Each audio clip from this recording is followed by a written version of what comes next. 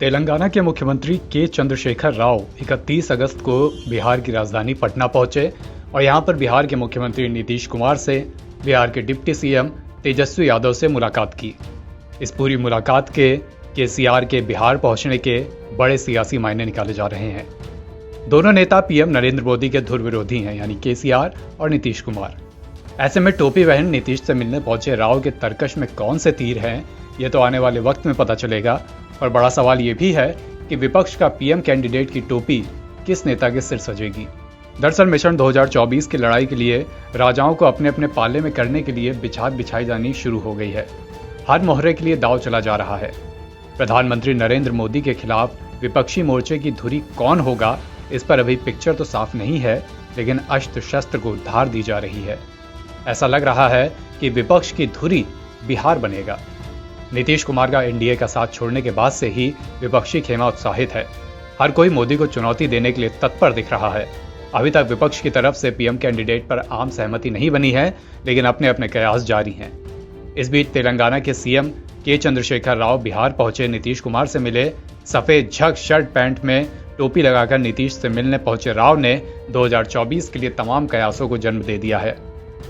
लेकिन सबसे बड़ा सवाल यह है कि विपक्ष में पीएम कैंडिडेट के लिए रजामंदी बनेगी तो किस नाम पर। कुछ समय पहले तक पीएम मोदी के खिलाफ पश्चिम बंगाल की सीएम ममता बनर्जी को मुख्य मोर्चा संभालने वाला माना जा रहा था, लेकिन पिछले कुछ समय से ममता बनर्जी ने चुप्पी साध रखी है। वहीं दूसरी तरफ नीतीश ने एनडीए से तौबा कर ली, जिसके बाद उनका नाम भी टॉप फ्रंट में आने लगा। जब प्रधानमंत्री नरेंद्र मोदी गुजरात के मुख्यमंत्री हुआ करते थे, तब से नीतीश कुमार उनके खिलाफ मोर्चा खोले हुए थे।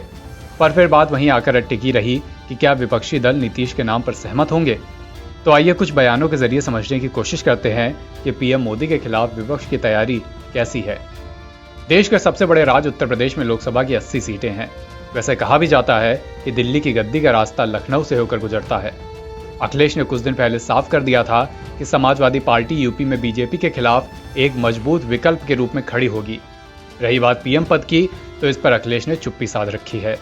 राष्ट्रीय स्तर पर उन्होंने रणनीति तैयार करने वाले 3 नेताओं पर सारा दारोमदार छोड़ दिया है। ये 3 नेता हैं एनसीपी के चीफ शरद पवार, तेलंगाना के मुख्यमंत्री के चंद्रशेखर राव और पश्चिम बंगाल की मुख्यमंत्री ममता बनर्जी। सपा अध्यक्ष ने राष्ट्रपति चुनाव में भी तृणमूल कांग्रेस प्रमुख के निर्णय के साथ खड़े होकर साफ कर दिया था कि वे ममता बनर्जी के फैसलों का स्वागत करते रहेंगे। वहीं दूसरी तरफ महाराष्ट्र के कद्दावर नेता शरद पवार ने हालांकि पीएम पद की रेस से खुद को दूर रखने की बात कही है, लेकिन उनकी महत्वाकांक्षा अगर जाग गई तो। कुछ दिन पहले पवार ने कहा था कि वो पीएम पद की रेस में नहीं है, लेकिन पीएम मोदी के खिलाफ देश में विपक्षी दलों को एक साथ लाने की कोशिश जरूर करेंगे।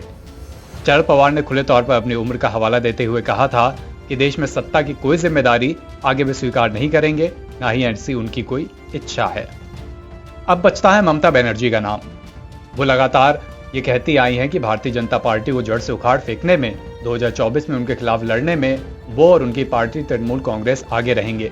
ममता ने 1984 में 400 से अधिक सीटें जीतने के बावजूद 1989 में पूर्व प्रधानमंत्री राजीव गांधी की चुनाव हारने का जिक्र करते हुए कहा था कि हर किसी को हार का सामना करना पड़ता है। बंगाल में लोकसभा के 42 सीटें हैं। ममता की नजर राज्य में ज्यादा से ज्यादा सीटें जीतकर मजबूत कैंडिडेट के तौर पर उभरने की रहेगी। रही बात केसीआर की, तो उनकी पार्टी तेलंगाना में करीब 2 दशक से सत्ता में है। यहाँ लोकसभा की 17 सीटें हैं। अब सवाल उठता है कि क्या राव की विपक्षी कैंडिडेट बनने की महत्वाकांक्षा सफल होगी। इस सवाल का जवाब तो भविष्य के गर्त में है, लेकिन नीतीश और राव की मुलाकात को 2024 से जोड़कर देखा जा रहा है। विपक्ष में नीतीश के नाम पर कितनी बात आगे बढ़ेगी, ये वक्त बताएगा, लेकिन इतना जरूर है कि वो एक मजबूत कैंडिडेट के तौर पर सामने आ सकते हैं।